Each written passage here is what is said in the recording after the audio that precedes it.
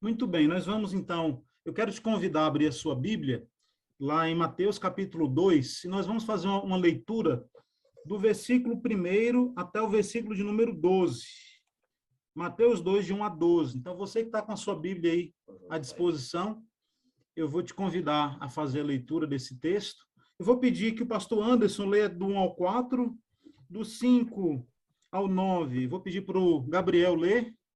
E do 10 ao 12, vou pedir para Isabel, pode ser? Se vocês puderem fazer essa leitura, nós vamos. Não tem problema, cada qual pode fazer na sua tradução, para a gente poder compreender exatamente qual é o contexto, né, do texto que estaremos discorrendo. Mateus 2, do 1 ao 4. Depois de Jesus ter nascido em Belém, da Judéia, no tempo do rei Herodes, vieram alguns magos do Oriente a Jerusalém perguntando: Onde está o rei dos judeus, recém-nascido? Vimos sua estrela no Oriente e viemos adorá-lo. Ao saber disso, o rei Herodes perturbou-se e com ele toda Jerusalém. Depois de convocar todos os principais sacerdotes e os mestres do povo, perguntou-lhes onde deveria nascer o Cristo. E eles responderam: em Belém da Judéia, pois assim escreveu o profeta. Mas tu, Belém, da terra de Judá, de forma alguma é o menor entre as principais cidades de Judá, pois de ti virá o líder que, como pastor, conduzirá a Israel, o meu povo. Então Herodes chamou os magos secretamente e informou-se com eles a respeito do tempo exato em que a estrela tinha aparecido. Enviou-os a Belém e disse: vão, informar-se com exatidão sobre o menino. Logo que encontrarem, avisem-me, para que eu também vá adorá-lo. Tendo eles ouvido o rei, partiram, e eis que a estrela que tinham visto no Oriente ia diante deles, até que, chegando, se deteve sobre o lugar onde estava o menino. E vendo eles a estrela, regozijaram-se muito com grande alegria. E entrando na casa, acharam o menino com Maria, sua mãe, e prostrando-se, o adoraram. E abrindo seus tesouros, ofertaram-lhe dádivas, ouro, incenso e mirra. E sendo por divina revelação avisados em sonhos, para que não voltasse para junto de Herodes, partiram para a sua terra por outro caminho. Amém. Amém. Amém. Irmãos, uma história muito conhecida, é uma história que a gente está sempre trazendo à memória, geralmente nesse período de Natal, né? Porque é uma história que narra o nascimento do Senhor Jesus, como Jesus nasceu, né? O que aconteceu nesse contexto, né? Do nascimento de Jesus. E eu queria saber de vocês, quando a gente lê um texto como esse, né? Que narra exatamente a visita dos magos, né? Essa questão da estrela, o sinal, o que vem ao coração de vocês quando a gente lê um texto como esse? O que te chama a atenção nesse texto? O que te desperta interesse? O que te gera dúvida em relação a um texto como esse, que é bem conhecido, né? Uma história muito conhecida. Queria que vocês falassem o que está no coração de vocês em relação a essa situação.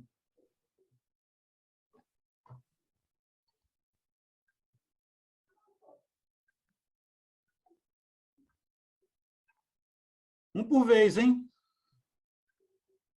Eu acredito assim, que realmente traz no coração da gente alegria e uma união, porque o Natal nasceu o nosso Salvador. A gente tem que ficar feliz, não ficar brincando com presente, essas coisas tudo. Eu realmente eu fico contente, ao mesmo tempo meio triste, porque é a nossa salvação, mas é uma data também que a gente lembra dos entes queridos que foram embora. Então a gente tenta se alegrar, mas no fundinho do coração sempre fica as saudades dos que foram, né? Eu penso assim, mas fico feliz por ser Natal. Amém, amém. Tem a parte boa de ganhar presente, né? A gente aprende aí um exemplo bonito aí de dar presente. Os magos deram os presentes para Jesus e tudo, né? O problema é que as pessoas enfatizam tantos presentes que se esquecem da ênfase principal do Natal, que está muito além disso. Mas vamos lá, eu quero ouvir mais um pouquinho de vocês aí, o que chama a atenção de vocês nessa história, né, da estrela, guia, dos magos, o que te desperta interesse e curiosidade, de repente dúvida de alguma coisa. Pode falar, pessoal.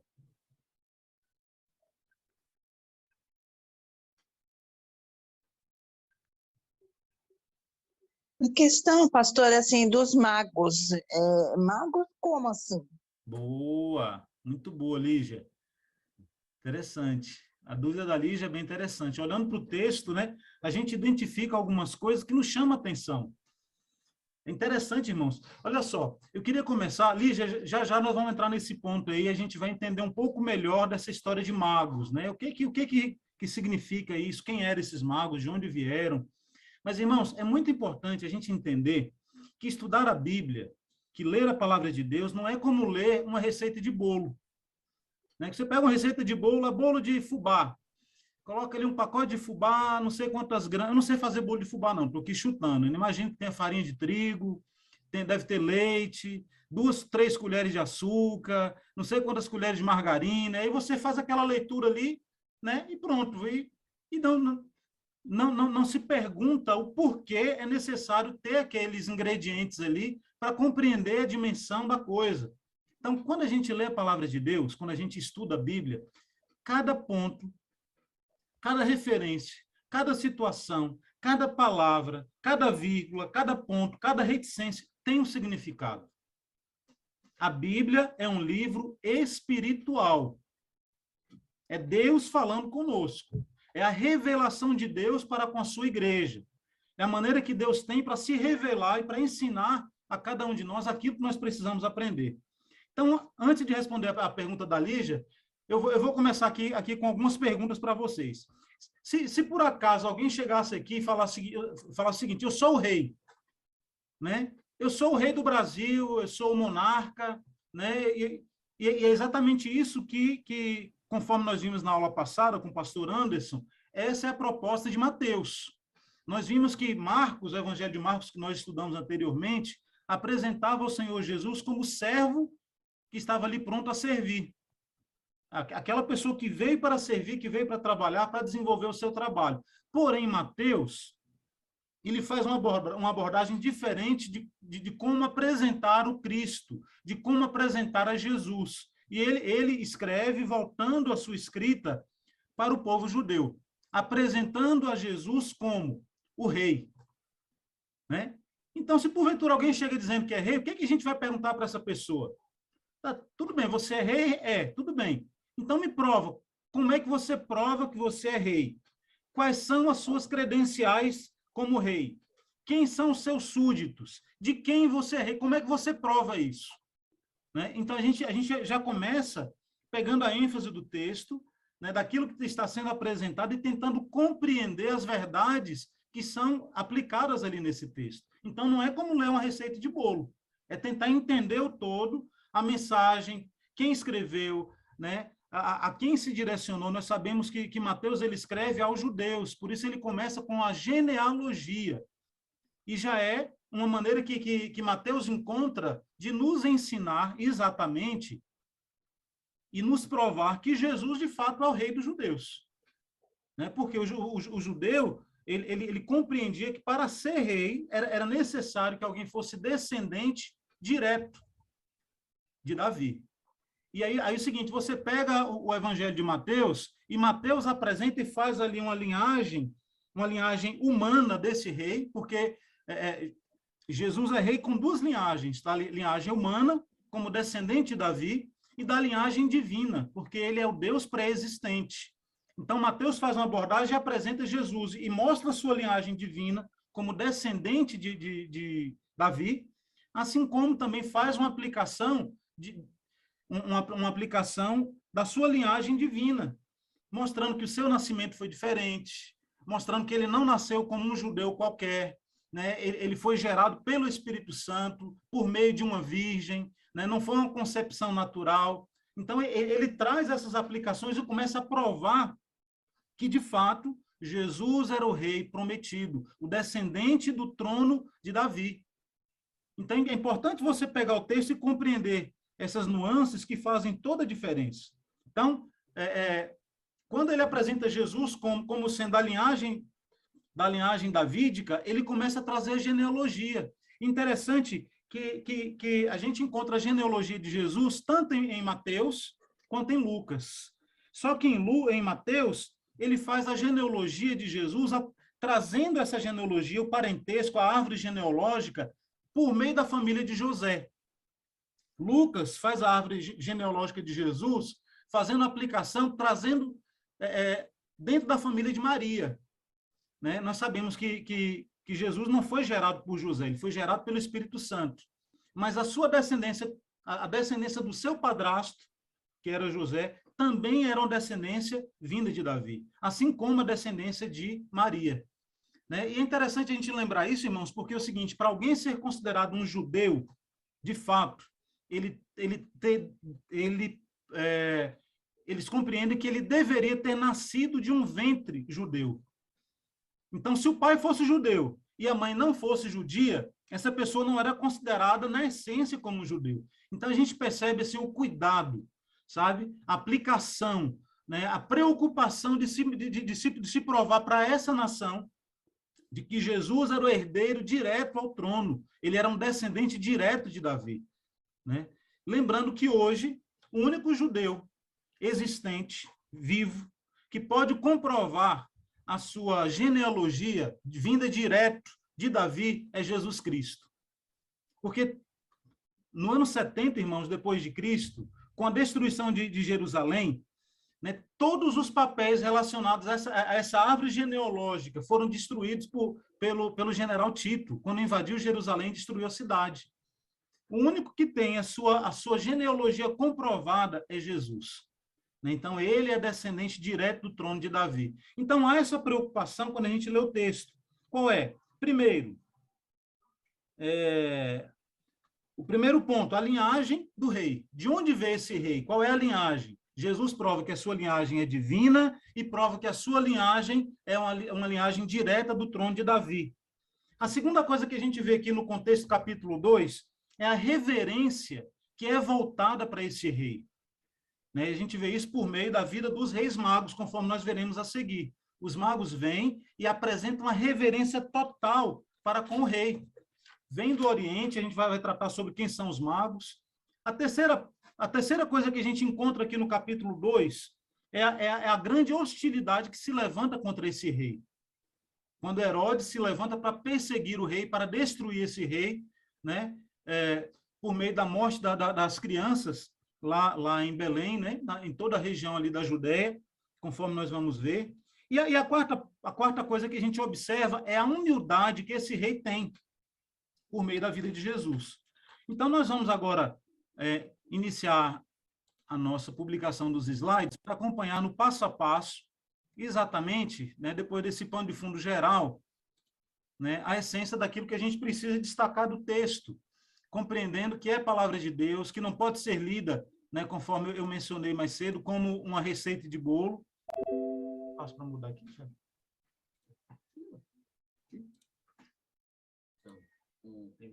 Isso, não, tá certo. Chegou. Muito bem. Então, meus irmãos, conforme nós lemos, o capítulo 2 de Mateus, ele começa relatando que Jesus nasceu em Belém da Judéia, nos dias do rei Herodes, e que alguns magos chegaram a Jerusalém perguntando sobre o nascimento do rei dos judeus. Né? O texto que nós lemos, assim, aí entra o ponto. Por que magos? Quem eram esses magos? De onde vieram esses magos? Nós temos algumas informações em relação aos magos, e tradicionalmente imagina-se que eram 3. Né? Alguém se lembra do nome que se atribui a esses reis magos? Não? Alguém se lembra dos nomes deles que a tradição aplica e tal? Oi?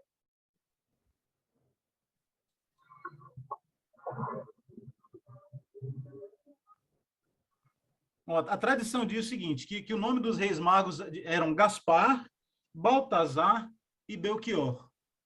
Tá? Gaspar, Baltazar e Belchior. Porém, não existe na Bíblia, em texto algum, o nome desses magos. E isso foi algo desenvolvido pela tradição da igreja. Outro ponto interessante é que a Bíblia também não menciona quantos magos eram. Então, poderiam ser 3, como poderiam ser 2, como poderiam ser dezenas. Né? A gente não sabe exatamente a quantidade de quantos magos eram. O que nós sabemos é que eles trouxeram 3 presentes: ouro, incenso e mirra. E nós vamos ver o significado, né? Qual é o significado espiritual, né? Qual a aplicação desses três elementos que foram ali presenteados pelos magos. Né? Mas nós não sabemos. O que nós sabemos é que quando eles chegaram em Jerusalém, né, a sua caravana causou um certo alvoroço. Ou seja, causou uma comoção na cidade. Consequentemente, não era uma comitiva pequena. Né? Então, era uma comitiva grande a ponto de causar alvoroço dentro de uma cidade como Jerusalém, que era uma cidade considerada como grande. Certo? Mas vamos lá. Algo interessante é o seguinte, em relação a quem são esses magos, foi o que a Lígia perguntou. Né? Os estudiosos compreendem que o termo mago ele é utilizado, e era utilizado naquela época, para pessoas, para estudiosos, para eruditos. Então, acredita-se, Lígia, que esses magos eram astrólogos. Não essa astrologia que a gente está vendo, que a gente conhece hoje, né, de signos, não era isso. Mas astrólogos, pessoas que estudavam os astros. Talvez o nome mais próximo hoje seria astrônomos. Né? Mas acredita-se que esses homens, eles vieram do Oriente e eram muito provavelmente da Pérsia. Né? E eram pessoas que tinham ali, de certa forma, um conhecimento das tradições e das profecias do Antigo Testamento. Né? A gente sabe que o povo de Israel ficou por 70 anos na Pérsia, né? Na Babilônia. 70 anos. E ali é o seguinte, eles deixaram a sua cultura, deixaram ali o seu DNA, deixaram ali a sua digital. E esses estudiosos tinham conhecimento, né, científico, eram estudiosos, eram eruditos, eram pessoas que tinham um pleno conhecimento e tinham um conhecimento também das profecias do Antigo Testamento, né, em relação ao nascimento do rei dos judeus.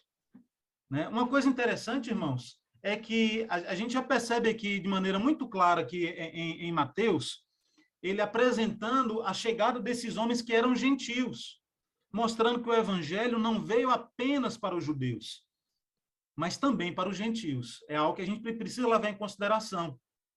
O evangelho de Jesus, ele desde o seu início já tinha participação de...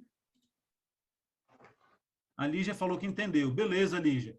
Já tinha participação de pessoas que não eram exatamente da nação judia, não eram descendentes de Israel. Ou seja, o evangelho é para todos. Logicamente, Mateus direciona a sua escrita aos judeus, por isso ele vem trazendo essas aplicações de genealogia, conforme o pastor Anderson muito bem falou na semana passada. Entretanto, o evangelho é para todos. Né? E desde o seu nascimento, o Senhor Jesus já recebeu honra, já recebeu glória, já recebeu a reverência de reis, de homens, né, que tinham um conhecimento, ainda que prévio, daquilo que Deus tinha para revelar. Né? Mas aí a gente vê também o seguinte, que o rei Herodes o Grande também não era judeu, ele era idumeu. E Herodes reinou desde o ano 37 depois de Cristo e morreu no ano 4 antes de Cristo. O que era idumeu? Onde era essa chamada Idumeia? Era Edom, irmãos. Né? Ele era descendente de Edom, era um edomita, ou seja, descendente direto de Esaú. Esaú, que era irmão de Jacó. Né? E a gente vê um rei mau, um rei perigoso, um rei maquiavélico, um homem, né, que estava ali oprimindo aquele povo, e a gente sabe que ele não era um rei de direito. Ele recebeu, entendeu, essa possibilidade de reinar em toda aquela região como uma concessão romana. Então, vocês imaginam, chega aí os reis magos, né, dizendo que vieram seguindo uma estrela, e dentro dos seus estudos compreenderam que o rei dos judeus havia nascido. Então, Herodes, sendo um rei ilegítimo, que estava reinando de maneira ilegítima, prontamente levantou, né, ficou com a pulga atrás da orelha. Está dizendo que Herodes reinou desde o ano 37 depois, morreu no ano 4 antes de Cristo, tá certo isso aí? Desculpa, eu troquei aqui, o Tiago está me corrigindo. Ó. Ele reinou de 37 anos antes de Cristo até o ano 4 depois de Cristo, tá? Ou seja, ele morreu no ano 4 depois de Cristo. Eu inverti aqui, coloquei DC e AC. Então, ele reinou desde o ano 37 antes de Cristo até o ano 4 depois de Cristo. Tá bom, queridos? O Tiago já me corrigiu aqui. Falha nossa. Muito bem. Então, falando um pouco mais sobre os magos, ou astrólogos, né? Provavelmente vindos da Pérsia, eles eram pessoas que misturavam crendices pagãs com as profecias do Antigo Testamento que receberam dos judeus no exílio babilônico.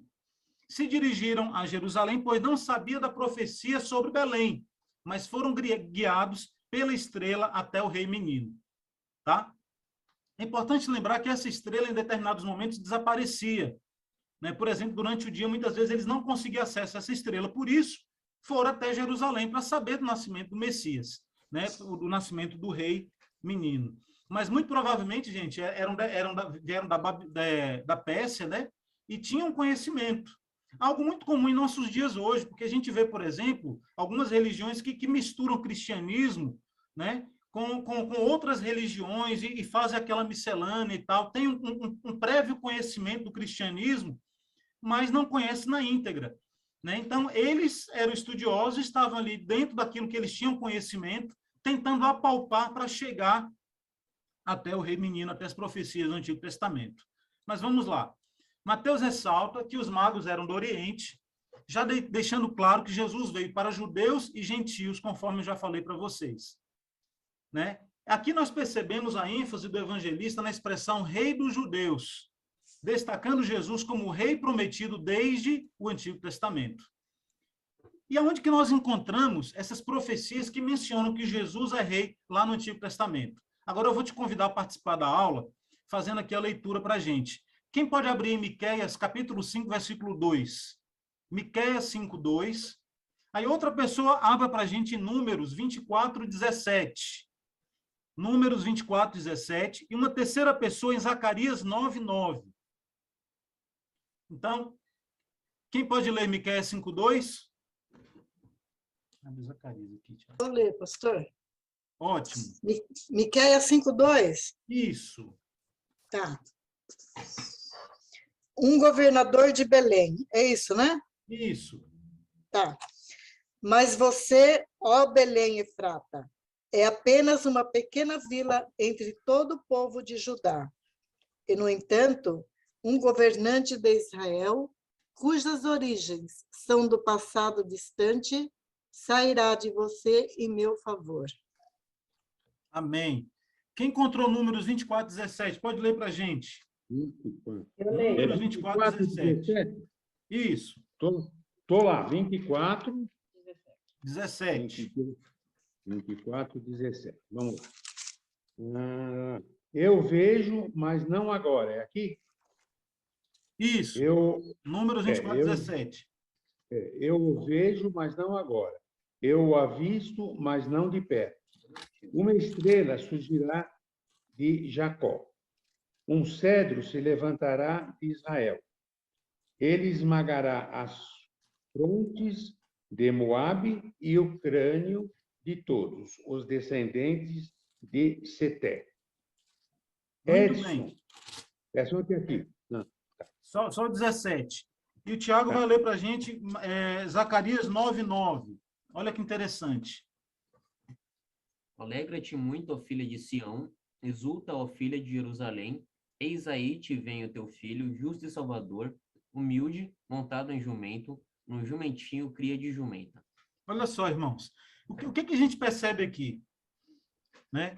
Primeira coisa, Miqueias 5, 2, está dizendo que Jesus deveria nascer, que o rei deveria nascer em Belém da Judéia. E tu, Belém Efrata, pequena demais para figurar entre as milhares de Judá. De ti sairá o Salvador, de ti sairá o rei. Né? Lá em Números 24, 17, diz que a estrela de Jacó se levantaria. Quem foi que conduziu os magos até Belém? Uma estrela. Deus levantou uma estrela. Né? A gente chega aqui em Zacarias 9, 9, falando sobre a descendência daquele que Deus enviaria descendente de onde? Alegra-te, ó filha de Sião, exulta, ó filha de Jerusalém. Eis que vem o teu rei, justo e salvador. Jesus veio da descendência davídica. Então, a gente percebe que todas as coisas relacionadas ao nascimento, à vida e ao ministério de Jesus já havia sido previamente profetizado, já havia sido anunciado, já havia sido preparado por Deus. Tudo estava sob o controle de Deus. Mas aí eu pergunto para vocês, né? Uma pessoa como o rei Herodes, um homem que era o governante daquele país, né? E sabemos que o governo dele era um governo imposto pelos romanos, porque ele não era de descendência judaica, mas era um edomita, digamos assim, um primo dos judeus. Ele logicamente ficou assustado. Olha só o que diz aqui. Quem pode ler esse slide para a gente? Consegue ver o slide, Gabriel? Seu slide não está sendo projetado e não está na tela e não está no modo de apresentação. Não está no modo de apresentação? Você tinha compartilhado a tela, mas não colocou no módulo de apresentação. E agora, você consegue ver? Agora sim. Ah, legal, legal. Vamos lá. Eu leio, pastor. Beleza. Tendo ouvido isso, alarmou-se o rei Herodes e com ele toda Jerusalém. Mateus capítulo 2, verso 3. A presença dos magos e sua notícia alvoroçou o rei e toda a cidade. Mas afinal, quantos eram os magos de sua comitiva? Não sabemos quantos eram os magos. 3 foram os presentes que eles trouxeram. A Bíblia não diz seus nomes, nem quantos eram. Mas Herodes se interessou pelo assunto. Seu reino era uma concessão romana. Ouvir falar de um rei judeu da descendência de Davi, legítimo, lhe tirou a paz. Aí eu não consigo ver a continuação, pastor. Espera aí que eu vou tentar puxar. É isso mesmo, é a paz. Acaba aí, Lígia. Você leu tudo. Uhum. Perfeito. Meus irmãos, essa era a situação. Imagina, um indivíduo que era um rei ilegítimo, né, recebendo a notícia de eruditos, de magos, de estudiosos, né, falando sobre o nascimento do verdadeiro rei, descendente direto de Davi.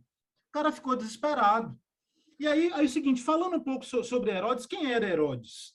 Herodes era um homem ganancioso, um homem perigoso. A história conta que ele ordenou a morte da própria esposa e mandou matar 2 de seus cunhados porque desconfiou de uma trama. Era um cara que fazia tudo para permanecer no poder. Se casou por 9 vezes. Um homem ali voltado, entendeu, para uma vida devassa, um homem que estava ali buscando poder a qualquer custo. Né? Ele era um descendente de Esaú e ficou, com certeza, muito consternado com essa notícia. Né? Vamos para frente, tem muita coisa para a gente ver aqui ainda, vamos ver se a gente consegue concluir hoje. Alguém pode ler esse outro slide para a gente?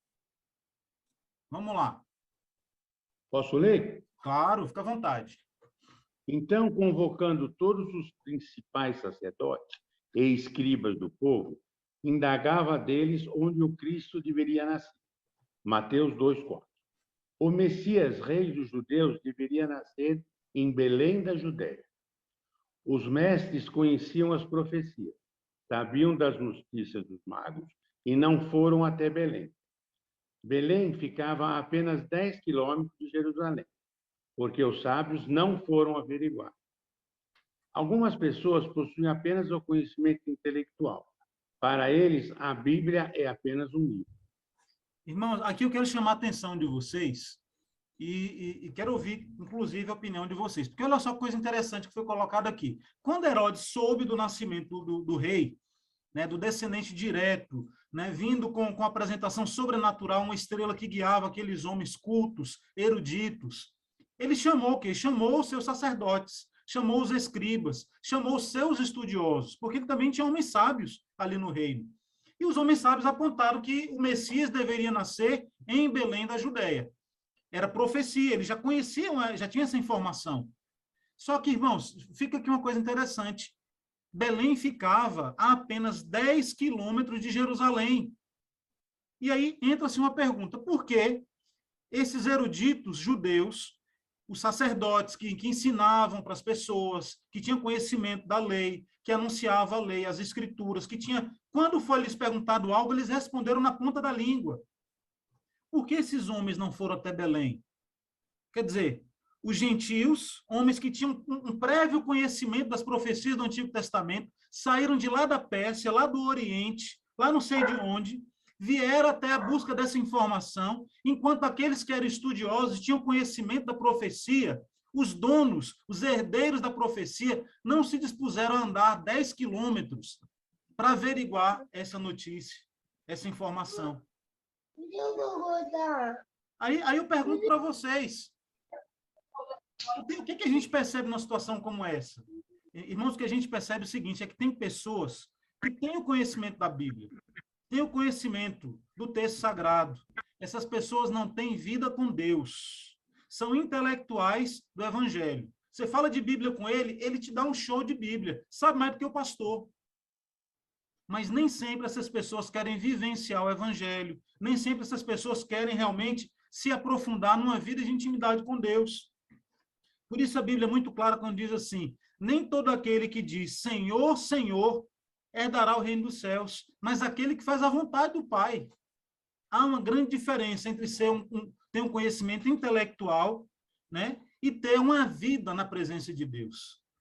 Para algumas pessoas, a Bíblia é só material de estudo, de conhecimento. Tem grandes e grandes teólogos, mas que, no fundo, nem são cristãos. É o que a gente vê aqui claramente. Os gentios vindo de longe, buscando o rei menino, buscando o conhecimento de Deus, enquanto os herdeiros da promessa ficavam ali acomodados. Alguém gostaria de falar alguma coisa em relação a isso? Como é que você se sente? O que você entende? Pode ficar à vontade, queridos. Pode me interromper, pode dar sua opinião. Eu acho que isso era plano de Deus, porque se eles fossem averiguar, eles iriam encontrar o menino e Herodes pretendia matá-lo, né? Então, eu acho que foi plano de Deus deixar eles nesse marasmo e não ir atrás. Porque se eles fossem, eles encontrariam Jesus. E aí estaria uma beleza para Herodes mandar matar ali no local, né, pastor? Então, eu acredito assim, que foi plano de Deus que eles ficassem sem esse interesse de ir atrás, né, para que o menino fosse protegido. Então, Isabel, interessante sua colocação, mas para analisar, que desde o nascimento de Jesus até a sua morte, os eruditos judeus, homens que deveriam receber o Senhor Jesus como seu Messias e como seu rei, nunca o fizeram, nunca. Ou seja, pessoas que tinham o coração endurecido, né? Pessoas que viviam na caducidade da letra. E perceba que Jesus, em todo o seu ministério, todas as vezes que ele tinha qualquer tipo de conflito, era com quem? Com os religiosos.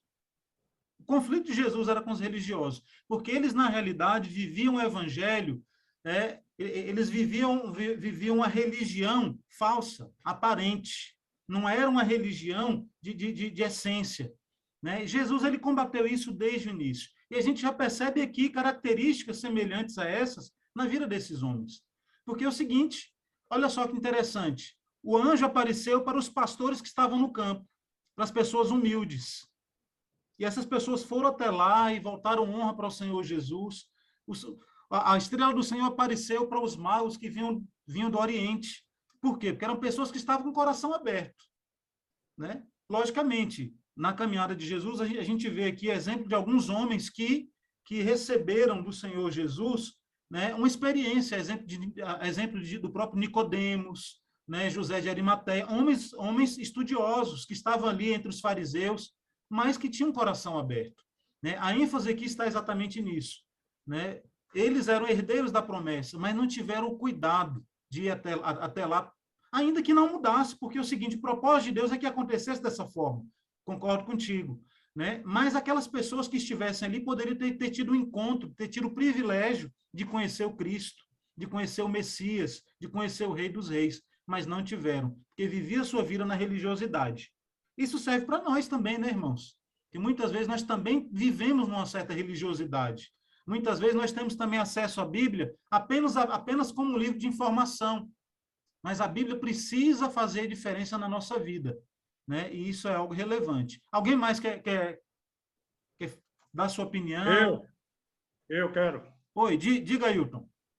Bom dia a todos. Bom dia, meu irmão. Seguinte, eu acho que a grande questão é a credibilidade, né? Você, hoje e no Antigo Testamento, tudo é questão de credibilidade e buscar.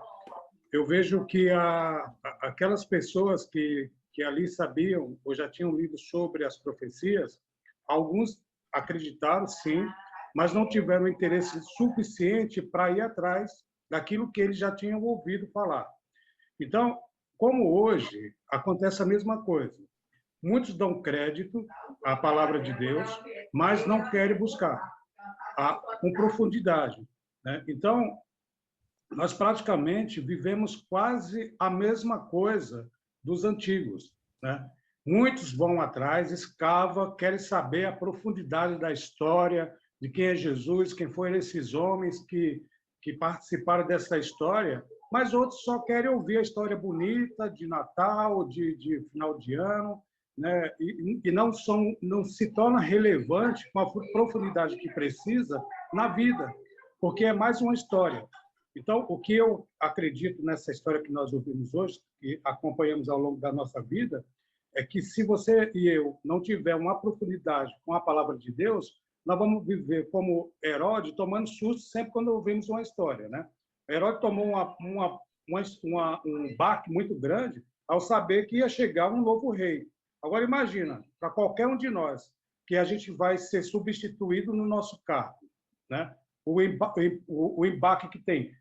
A primeira reação dele foi: manda matar todas as crianças que eu me livro do problema, né? Então, o cara não tinha conhecimento, além daquilo que você já falou, que era um rei legítimo, era um medroso, né? Era um cara que não tinha... ele não tinha condição de manter o reinado dele, porque era um cara que não tinha o reconhecimento, né, de ser rei, e a questão da ganância, da ambição de ser algo que não era. E isso eu posso trazer para nosso contexto atual, que muita gente às vezes vive isso, aquilo que não é, né? E precisamos entender que agora trazendo para essa data que se aproxima do Natal, nós precisamos, na data que se comemora o Natal, que eu particularmente, isso é uma opinião minha, eu não gosto, mas respeito quem ama, quem gosta do Natal, eu vejo que nós precisamos entender primeiramente esse cenário para poder usar ele como algo com a importância da palavra de Deus, né? Eu acho que o caminho para todos nós é entender essa palavra aqui, o estudo da Bíblia, com algo mais relevante, com mais profundidade na nossa vida. Aí sim vai fazer toda a diferença. Amém. Muito bem colocado, viu, Ailton? Muito, muito boa sua palavra. Obrigado. E é exatamente isso, irmãos. Eu vou até pedir ao Ailton que leia essas 3 perguntas aqui para a gente, essas 2 perguntas, que tem tudo a ver com aquilo que ele falou. Você está com o áudio desligado, Ailton. O conhecimento tem afetado sua vida? Afetado sua vida? Qual a diferença a palavra de Deus que traz em sua vida? Peraí, desculpa que meu óculos não está... Peraí, agora sim. Qual a diferença a palavra de Deus traz em sua vida? Cotidiana. Infelizmente, muitas pessoas que conhecem a palavra vivem como se não a conhecessem. Irmãos, é exatamente isso que o Ailton acabou de colocar. A palavra de Deus precisa fazer diferença na nossa vida. Não adianta ter o conhecimento teológico, o conhecimento na teoria, tem que ser na prática. A Bíblia precisa fazer diferença. Não adianta ter conhecimento das profecias, mas não permitir que elas se apliquem na sua vida, ir atrás da informação, né? Irmãos, calcula-se que os reis magos levaram em torno de 1 ano nessa jornada para chegar até Belém. Em torno de 1 ano, numa caravana com dezenas ou centenas de pessoas, investimento de tempo, investimento de dinheiro, de recursos, né, para ir lá só e simplesmente honrar aquele rei que havia sido prometido lá no Antigo Testamento, conforme nós vimos, né? Mas vamos para frente, vamos lá. Olha só, pedi outra pessoa que leia aqui para a gente esse outro slide. Quem pode ler para a gente?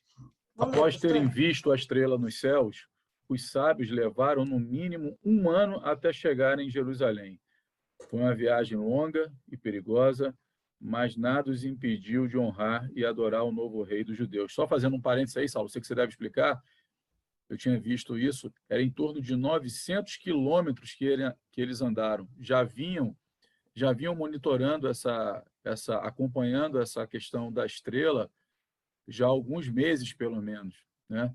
Todo o estudo dele, como você citou ali, que possivelmente fossem astrônomos ali, eles já vinham acompanhando essa estrela e o seu direcionamento, e aí tomando base como aquilo que foi informado já nas Escrituras, por Isaías e pelos textos que nós já lemos, eles então direcionam 900 quilômetros aí, para que a gente saiba aí, ida e volta para o Rio de Janeiro. Você imagina fazer esse trajeto aí a pé ou de camelo, seja lá o que for, não era nada fácil, né?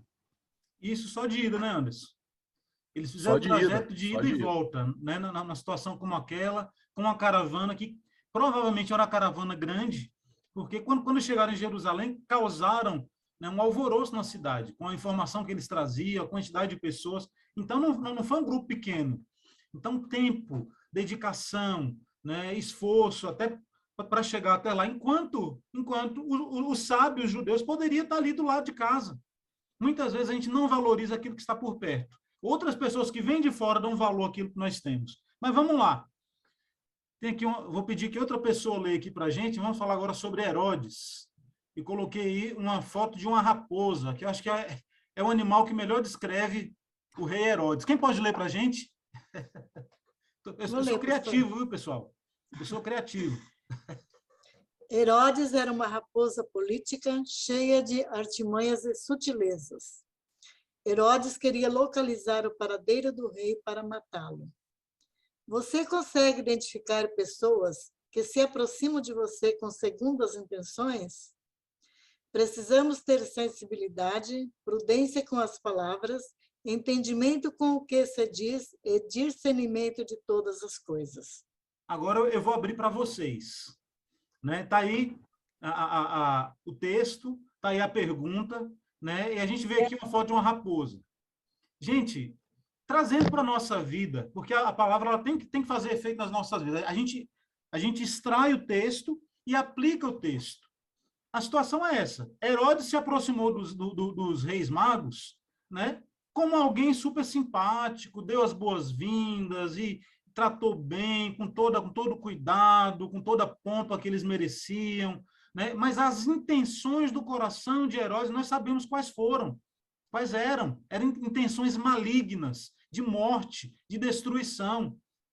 E no nosso dia a dia, será que isso também acontece? Pessoas que chegam com palavras brandas, né? Palavras agradáveis, tapinha nas costas, né? Meu amigo. Eu queria que vocês falassem alguma coisa em relação a isso, se alguém tem algo para acrescentar. Esse meu amigo é um problema. Quando o cara bate nas costas, chefinho, meu amigo, pode ficar com o pé para trás porque vem bomba. É assim mesmo. É que nem naquela época lá. Ó. Era uma raposa política. É o que mais nós temos no Brasil. Só tem pilantra. E não é só no Brasil, no mundo inteiro. Quer dizer, quando você fala em política, meu amigo, você sabe que os caras estão plantando. Só tem raposa. Só raposa. Quer dizer, a maioria, não pode generalizar, mas a maioria quer o quê? Quer escravizar o povo e se dar bem. Essa é a maioria. Então, desde aquela época, já existia isso. E também, desde aquela época, o cara matava para permanecer no poder. É que nem hoje também. Eu acredito assim. Então, estamos vivendo no dia de hoje o que vivia naquela época. Agora uma coisa que é importante a gente observar é o seguinte: será que a gente tem conseguido identificar esses sinais em pessoas que muitas vezes fazem parte do nosso cotidiano, no trabalho, no relacionamento, na família? A gente tem conseguido ler esses sinais? Porque os magos não conseguiram. Lá adiante, o Espírito de Deus é que se revelou a eles, mostrando qual era a intenção do coração de Herodes, e eles voltaram por um outro caminho, conforme nós lemos aqui no texto, né? Mas e nós? A gente tem tido essa sensibilidade? A gente tem... Eu não. Hã? Eu não. Eu não. Né? A minha mulher tem mais sensibilidade do que eu. O cara me leva no blá, blá, blá, e eu vou. Quando eu vi, eu já caí. Agora, a minha mulher já parece que ela tem mais sensibilidade das coisas. Então, realmente, ela me ajuda muito nesse ponto. Porque geralmente, eu entro de ganhar. O que Eu seria de acredito um em Gabriel Papai sem uma Noel, Noemi, hein? né? Eu acredito em Coelhinho da Páscoa, Papai Noel, tudo isso eu acredito. Ela que fala que é mentira. Eu acredito nela. Eu tenho essa sensibilidade, pastor. Você tem, Isabel? Eu tenho sim, porque a gente exercia muito isso no trabalho.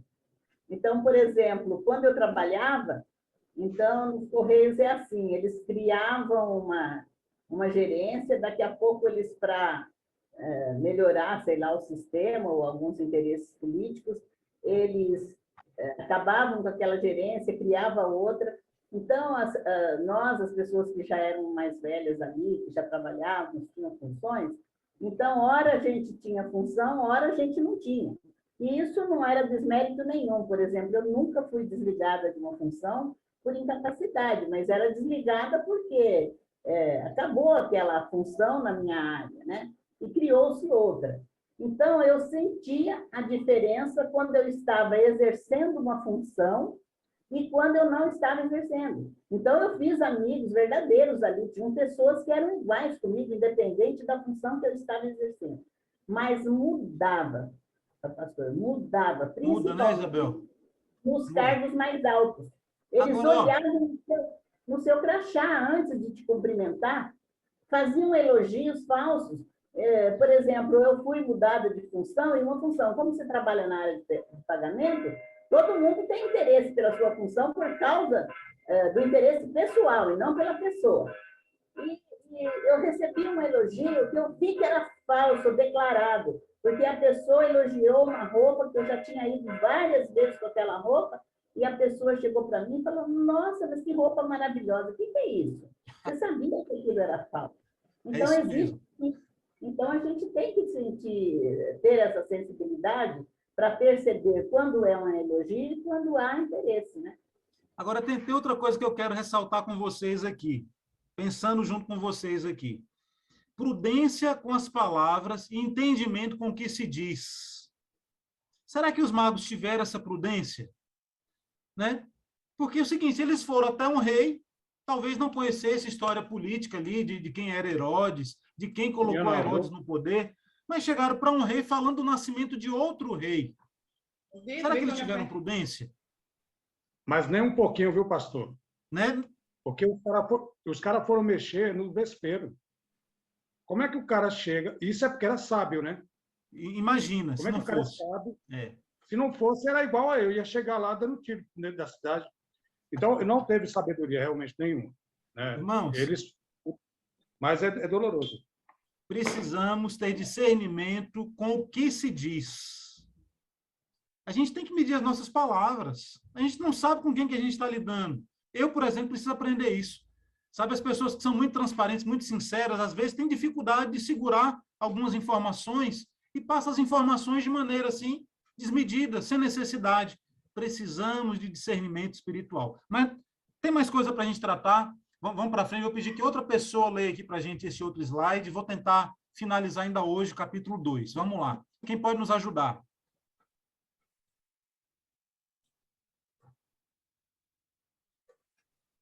Bom, a estrela guia era um sinal sobrenatural. Foi um milagre, uma intervenção sobrenatural de Deus para anunciar a chegada do Criador. Alguns cientistas tentam explicar tal fenômeno, mas pouco acrescentam. Milagre é milagre. O ser humano precisa aceitar o sobrenatural. A mente pós-moderna tem dificuldade com isso. Você acredita em milagres? Já experimentou algum sem explicação? E aí, minha gente? Como é que funciona? A gente é batista, né? O pessoal critica, às vezes, o batista, e eu fico bravo com isso. Eles dizem que o batista é geladeiriano, é friseriano, né? É geladeiriano, é o batistossauro. Umas críticas assim, porque o batista ele não tem aquela ênfase no sobrenatural. O nosso culto é um culto mais racional, mais comedido, né? O nosso culto tem começo, tem meio, tem fim, tem tudo organizadinho. Enquanto em algumas denominações isso é mais aberto. E há, assim, uma ênfase maior no âmbito do sobrenatural, nas curas, na libertação, na profecia, na revelação, nos sonhos. Mas aí, você acredita no âmbito do sobrenatural ou não? Eu queria ouvir vocês, assim brevemente, que vocês pudessem contribuir de alguma forma com aquilo que vocês pensam, aquilo que vocês têm vivido, experimentado. Acho que acrescenta muito na aula, viu, gente? Noemi, pode falar, Noemi. Eu acredito. Quando a gente mudou para a segunda casa, o Gabriel estava quase impossibilitado de andar. E a minha irmã, a mais velha, ela sempre teve como eles falam, modéstia, o poder de cura. Ela orava e curava as pessoas, né? E nesse dia o Gabriel ele não conseguia nem descer para ir no churrasqueiro. E ela foi lá em casa. Ela fez uma oração e o Gabriel, depois disso, ele começou a andar normal. Ele ficou, tudo bem, ele tem as crises dele, mas nunca mais teve como antes. E eu creio que foi um milagre. Amém, amém. E foi automático, né? Automático. Foi. Glória a Deus. Glória a Deus. Alguém mais gostaria de acrescentar, de falar alguma coisa em relação a esse tema? Né? A estrela guia era ou não era um sinal sobrenatural? Né? Será que foi um cometa que passou? Né? A ciência tenta explicar o fenômeno de alguma forma, mas no final das contas acrescenta muito pouco, ou nada. Né? Porque milagre é milagre, não tem explicação.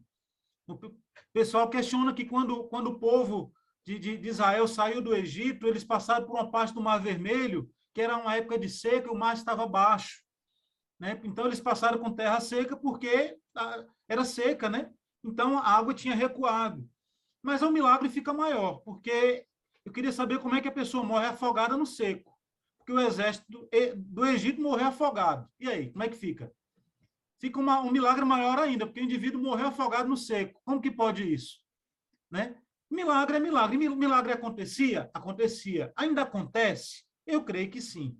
Tenho tido algumas experiências em relação a isso, mas eu queria ouvir de você, né? Porque nós vivemos no mundo pós-moderno, né, irmãos? Onde a ciência, a razão, ela tem uma ênfase muito grande, onde a explicação científica ela vem quebrando alguns paradigmas, trazendo algum entendimento mais acurado das coisas. Mas e aí? Milagre continua existindo? Não existe mais? Qual é o ponto de vista que vocês têm? Já experimentou algum?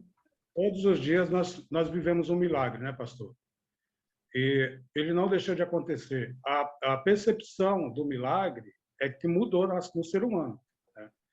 Eu acho que nos esfriaram de uma forma tão grande que mesmo você vivenciando um milagre, as pessoas tentam humanizar o máximo possível para não dar crédito ao sobrenatural de Deus. Então, mas eu continuo acreditando, eu continuo vendo na minha família, né, em algumas situações de pessoas que a gente conhece, o quanto Deus ele ainda age de uma forma muito grande. Né? Então, não acredito nessa teologia de hoje, nessa forma como tentam nos deixar, porque isso é mais do mundo do que da vontade de Deus que nós sejamos assim. Amém, amém. Muito bem. Posso falar, pastor? Fica à vontade, Lígia. Eu acho assim, se a ciência explica, a ciência é de Deus. Ele só está deixando a gente descobrir. Mas quem manda é ele. E o milagre existe da mesma forma, se for explicado pela ciência. A ciência é de Deus. Ontem, não é? Exatamente. Ontem eu estava conversando com o Lucas, né? Nós fomos para o ensaio das flautas do Natal, né? E eu estava levando ele para a igreja. Ele veio me trazendo as informações que ele aprendeu na escola. Falou, pai, você sabia que se no planeta Terra nós ficássemos 5 segundos sem oxigênio, tudo seria destruído? Falei, como assim tudo? Porque eu consigo ficar 1 minuto sem respirar. Falou, não, mas o oxigênio está nas construções, nos tijolos, o oxigênio está nas estruturas. Se o oxigênio desaparecer por 5 segundos, tudo se desfaz. Falei, nossa, eu não sabia. Quer dizer, vivendo e aprendendo, né? E pai aprende o tempo todo com o filho. Irmãos, é milagre de Deus. Para que a gente veja uma gota de água caindo do céu, é milagre de Deus. Para você ver uma parede levantada, é milagre de Deus. Tem explicação científica? Tem. Mas há uma mente por trás de todas as coisas, é assim que eu entendo, é assim que eu vejo, né? Mas vamos lá. Vou pedir que outra pessoa lê esse outro slide aqui para a gente já está se aproximando do final. Quem pode ler? Entrando na casa, viram um menino com Maria, sua mãe, prostrando-se, o adoraram e, abrindo seus tesouros, entregaram-lhe suas ofertas, ouro, incenso e mirra. Mateus 2:11. Legal. Nós temos aqui uma foto dos reis magos entregando aqui alguns presentes, né? O incenso, a mirra, o ouro, né? Ao rei menino numa manjedoura, né? Num curral, né? Onde Jesus nasceu, praticamente num curral, numa manjedoura, num coxo de alimentar animais. Só que o texto diz o seguinte: entrando na casa. O que a gente aprende com isso? É aquela história de não ler a Bíblia como se lê uma receita de bolo, irmãos. Entrando na casa. Maria e José não estavam mais na estrebaria, não estavam mais no curral. Consequentemente, os magos chegaram alguns dias depois. Então, leia a Bíblia com atenção, tá? E ali o seguinte: prostraram-se, adoraram ao Senhor Jesus, né? Prestando o quê? A reverência ao rei. Para isso eles foram, né? E ali levaram o quê? Ouro, incenso e mirra. Olha só que interessante. Quem pode ler esse outro slide para a gente?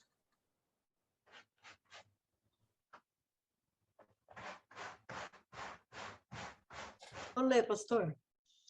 Quando os magos chegaram, Jesus e sua família já moravam numa casa. Os reis magos se prostraram diante de Jesus para adorá-lo, não diante de Maria ou de José. Até a vista daquela comitiva do Oriente já era prevista no Antigo Testamento. A multidão de camelos te cobrirá, os dromedários de Mediã e de Efa. Todos virão de Sabá, trarão ouro e incenso e publicarão os louvores do Senhor. Isaías 66. Amém. Primeira coisa, eles se prostraram diante do rei, diante do Messias, não se prostraram diante de Maria e de José, né? Ou seja, uma ênfase aqui que a gente dá à questão da marialotria, adoração a Maria, veneração a Maria, aos santos da igreja. Não, eles se prostraram diante daquele que veio em nome do Senhor. Toda honra, toda glória, todo louvor, toda adoração sejam voltadas ao nosso Deus, único, digno de honra, de glória e de louvor. Amém? Mas olha só, Isaías 66 já diz que já profetizava a chegada desses magos, irmãos. Dessa comitiva que vinha de lá do Oriente, que vinha lá de Sabá, que vinha lá da região da Pérsia, né? Pessoas que viriam para louvar, para bendizer, com toda uma comitiva ao nome do Senhor. Ou seja, nada acontece por acaso. Há um Deus, né, por trás de todas as coisas, que tem o domínio e tem o controle de todas as coisas. Ouro. O que representa o ouro? O ouro representa que Jesus é rei por direito e por descendência. E o ouro é algo que é atribuído como um presente, né, aos reis. O ouro enfatiza, né, a essência do reinado do Cristo, do reinado daquele que veio em nome do Senhor, do reinado daquele que tem o domínio de todas as coisas. O ouro representa o poder, representa exatamente a linhagem davídica, né? Enfatizando ali a autoridade, né, vinda sobre o nome do Senhor Jesus. Então, o ouro tem essa ênfase, né? São 3 elementos. O primeiro, o ouro, que representa a questão do reinado, a ênfase, né, no reinado do Cristo. O segundo elemento foi o incenso. O que representa o incenso? Ele tem relação com a vida santa e com a fragrância e frescor do ministério, né, do Senhor Jesus. Incenso é adoração, é santidade. Incenso é a expressão de algo puro, de algo que é voltado àquele que tem uma fragrância, que tem um frescor, que tem um aroma, que tem um perfume. Então, o incenso representa ali o ministério que Jesus iria desenvolver aqui neste mundo como rei, profeta e sacerdote. O terceiro elemento é a mirra. O que representa, afinal de contas, a mirra? Da mirra vem o aspecto sacerdotal e antevê sua morte como sacrifício, o único sacrifício válido em favor do pecado do homem. Jesus veio para morrer em nosso lugar. A mirra simboliza o sacrifício.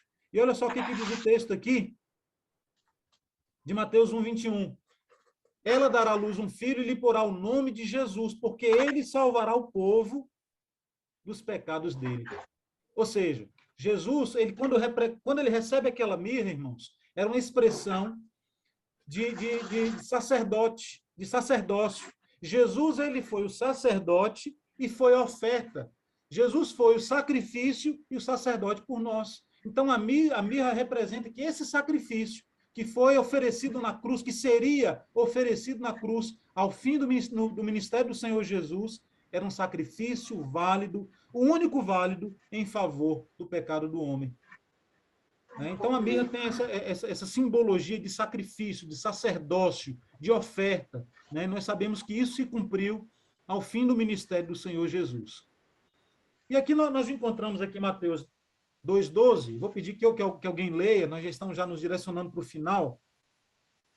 Quem pode ler para a gente esse texto? Está aqui no slide.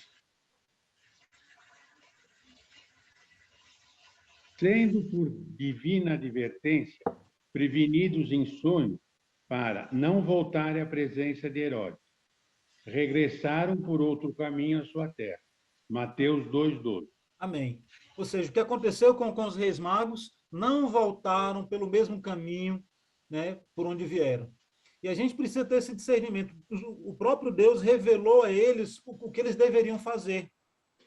Mesmo tendo tropeçado na ida, eles não tropeçaram na volta. Aprenderam com seus erros e o próprio Deus os iluminou. Irmãos, a gente aprende o seguinte, que não é pelo fato de nós termos errado, que a gente precisa permanecer no erro. E precisamos ter estratégias, seguir outros caminhos. Eles poderiam ter voltado pelo mesmo caminho, mas decidiram voltar, seguir um outro caminho, entendeu? Orientado por Deus. Esse é o melhor de todos os caminhos. Que Deus possa nos dar essa sabedoria, possa nos mostrar aonde estão as nossas falhas, para que a gente possa trilhar novos caminhos direcionados por Deus. Tá bom? Vamos lá. Você consegue ouvir a voz de Deus? Os magos mudaram seu roteiro de viagem por orientação do Senhor. Não voltaram a Herodes nem por Jerusalém. Você já precisou mudar seu roteiro em razão da voz de Deus? Olha que coisa interessante. Muitas vezes precisamos ouvir a voz de Deus e mudar o nosso caminho, mudar as nossas decisões, mudar nosso jeito de ser, controlar melhor as nossas palavras, buscando ouvir e ter sensibilidade para com a voz de Deus. Mas aqui a gente encontra aqui no quadrinho do lado uma outra situação, onde José também foi orientado por Deus a fugir para o Egito. José foi orientado a fugir para o Egito, lugar outrora de escravidão e dor. Tornou-se, nesse momento, lugar seguro. Mas por que isso aconteceu? Porque ele sabia o perigo que estava por vir. Herodes, a gente sabe que mandou matar as crianças abaixo de 2 anos. Então, o Espírito de Deus revelou a José para que ele fugisse para o Egito. Mas isso também serviu, irmãos, para cumprimento de uma profecia, lá de Oséias 11:1, quando diz assim, quando Israel era menino, eu o amei, e do Egito chamei o meu filho. E esse texto aqui, ele traz uma analogia bem interessante. Presta bastante atenção nisso. Quando o povo de Israel estava cativo no Egito, quem que Deus levantou para tirar o povo de lá? Quem? Moisés. Então, esse texto aqui, ele faz uma analogia entre Jesus e Moisés. Moisés foi chamado do Egito para libertar o povo da escravidão física.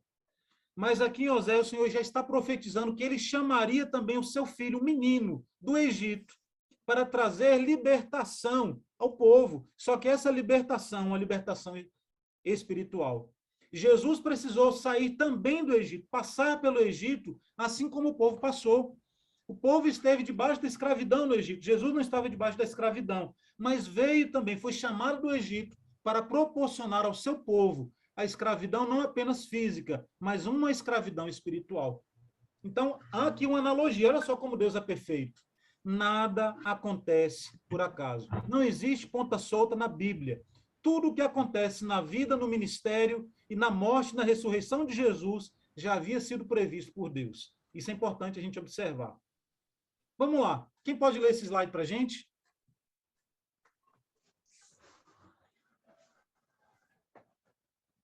Vou ler, A face do mal. Vendo-se iludido pelos magos, enfureceu-se Herodes grandemente e mandou matar todos os meninos de Belém e de todos os seus arredores, de 2 anos para baixo, conforme o tempo do qual, com precisão, se informara dos magos. Mateus Olha só. 2,16. Mateus 2,16. Diz que Herodes apresentou de fato a sua verdadeira face. E era uma face do mal, né? Como nós sabemos. Era um homem egoísta, ganancioso, egocêntrico, né? E expressou ali todo o seu mal. Vamos lá. Outra pessoa para ler esse slide aqui, para a gente desenvolver esse tema que é interessante. Vou ler. Assim diz o Senhor: ouviu-se um clamor em Ramá, pranto e grande lamento. Era Raquel chorando por seus filhos e inconsolável por causa deles, porque já não existem. Jeremias 31, 15. Por que o choro em Ramá e não em Belém? Belém ficava ao sul de Ramá, ao norte. Acredita-se que Herodes ampliou o raio da matança desde o norte até o sul de Jerusalém. Por se tratar de uma faixa etária reduzida, talvez não tenham havido um grande número de mortes, mas dor e a revolta dos familiares foi imensa. Vejo que a ganância, a fome pelo poder e a maldade pode causar na vida de inocentes. É isso aí, irmãos. Exatamente o que aconteceu. Só que a profecia de Jeremias, que falava sobre o choro de Raquel, ela tem uma aplicação bem interessante, né? E diz que ela chorou desde Ramá. Belém ficava a sul e Ramá a norte de Jerusalém. Então, alguns estudiosos acreditam o seguinte, que a matança não foi apenas localizada lá em Belém. O cara era tão louco, tão maluco, né? E tão ganancioso pelo poder que ele não queria se comprometer. Falou, olha o seguinte, vai desde Ramá até Belém, e o que tiver de criança abaixo de 2 anos pode matar. É o que alguns estudiosos apontam, né? E se questiona também que o número de crianças nessa faixa etária não era muito grande. Então esse extermínio não foi extermínio assim, de milhares de crianças, né? Calcula-se em torno de 20 a 50 crianças, é o cálculo que eles fazem. Só que a gente sabe que um pai que perde um filho, né, de uma maneira tão pesada, tão trágica, é algo terrível, né? Mas a gente vê aí o que é a ganância, a fome pelo poder e a maldade pode causar na vida de pessoas inocentes. E aquilo que o Gabriel bem colocou, é a ganância, irmãos, a razão pelo qual há fome neste mundo. As pessoas atribuem isso a Deus. Deus dá o pão para todos, Deus é fiel para com todos. Ele manda chuva sobre ímpios e sobre justos. A terra produz bons frutos. Mas o homem, pela sua ganância, ele traz para si o poder. Ele quer o poder para si e os outros que, infelizmente, sofram, né? A gente vê isso claramente. Então, vamos lá. Para a gente se aproximar do final. Mateus 2,20 diz que a palavra do Senhor se levantou a José e disse assim, dispõe-te, toma o teu menino e sua mãe e vai para a terra de Israel, porque já morreram os que atentavam contra a vida do menino. Aqui eu quero fazer uma menção a um personagem bem interessante, que é o padrasto de Jesus, né, José. Irmãos, cara era bom, cara era crente, sensibilidade à voz de Deus, obediente, né, levava em consideração e seguia à risca toda a orientação que ele recebia da parte do Senhor. O texto está mencionando que José retornou, né, até a terra de Israel em tempo oportuno, depois que Herodes o Grande faleceu, né? José era um homem temente a Deus e aberto a experiências sobrenaturais. Além de ser obediente, aberto a experiências sobrenaturais. Meus queridos, eu digo para vocês o seguinte, não há possibilidade de se acreditar no Evangelho se a gente não tiver o nosso entendimento para o âmbito sobrenatural aberto. Aonde vocês já ouviram falar que alguém ressuscitou depois de morto? Só no Evangelho. Então, o Evangelho é coisa de gente meio doida. É coisa de gente que enxerga pelos olhos da fé. Eu nunca vi ninguém falar que morreu e ressuscitou, só Jesus. Então, ou você crê no âmbito sobrenatural, ou então você muda de religião. Porque o Evangelho está repleto, a Bíblia está repleta de situações onde o âmbito sobrenatural se destaca, né? Mas José era um homem prudente, sábio, né? E levou a sua família para Galiléia. Por que ele fez isso? Porque o filho de Herodes, o grande, já o Herodes Arquelau, Herodes era um título, né? Ele reinou no lugar do seu pai. E ele era um homem tão malvado, esse Arquelau, que era o filho de Herodes o Grande, ele era alguém tão ruim, tão mau, tão violento, que se levantou uma comitiva dos judeus e foram até Roma clamar a César para que tirassem ele do poder. O que César fez? Diminuiu a metade do reino dele. Então, ele passou a reinar em apenas uma parte de Judá, ou melhor, de Israel, e não em todo Israel. Tamanha era a maldade desse Herodes Arquelau, era um homem violento. Tendo conhecimento de quem era Herodes Arquelau, por se tratar de um homem violento, José teve prudência e levou a sua família para morar na Galileia, na cidade de Nazaré. Só que interessante, irmãos, que ele imaginou que estava fazendo isso por cuidado. E, de fato, ele era um pai cuidadoso. Mas olha só o que diz aqui, ó. Só um minuto. Era um homem prudente e sábio, levando sua família para a Galiléia, se estabelecendo em Nazaré, para se cumprir o que fora dito. Ele se chamará Nazareno. A partir de quando ele tomou essa decisão, ele estava indo em direção a mais uma profecia em relação à pessoa de Jesus. Nazareno significava desprezado ou desprezível. Um contrassenso para alguém que veio para trazer a salvação. A fala popular questionava o que vinha de Nazaré. Olha só o que João, capítulo 1, versículo 46, diz.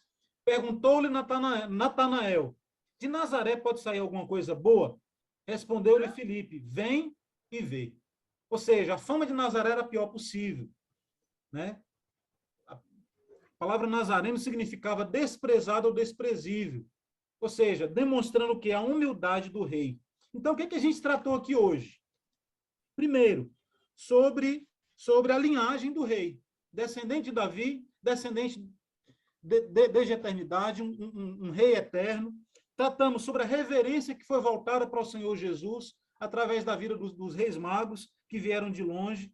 Falamos sobre a hostilidade contra o rei, quando Herodes se levanta matando crianças, querendo, de alguma forma, impedir que esse rei viesse a existir. E, por fim, nós encontramos aqui a humildade do rei. A humildade do rei. Né? Vindo lá de Nazaré, alguém humilde, alguém que não tinha beleza nem formosura, o que nos diz lá em Isaías. Alguém que as pessoas questionavam, pode vir alguma coisa boa lá de Nazaré? E eu quero finalizar aqui com vocês, usando aqui o exemplo de Natanael, aqui em João capítulo 1. Natanael, ele diz o seguinte, quando Filipe vai até ele e fala, olha, encontramos o Messias. Ah, é? Legal. De onde ele vem? Ah, vem lá de Nazaré. De Nazaré? Pode vir alguma coisa boa de Nazaré? Pode vir alguma coisa boa de lá da Bahia, lá do Ceará, lá do Acre? Será que pode vir alguma coisa boa de um lugar como esse? Vem e vê. Mas quando Natanael chega até Jesus, Jesus fala assim, olha, eu já tinha te visto. Eis aqui um homem digno, um homem honrado. E aí Natanael falou, olha, o senhor está apenas me vendo e já disse que eu sou um homem honrado? Jesus falou, olha, eu te vi desde quando você estava. Eu vou abrir aqui o texto para vocês entenderem o que estou falando, porque senão fica muito vago. João capítulo 1, versículo de número 46, irmãos. Eu vou finalizar aqui, tá? João 1, 46 diz assim, ó.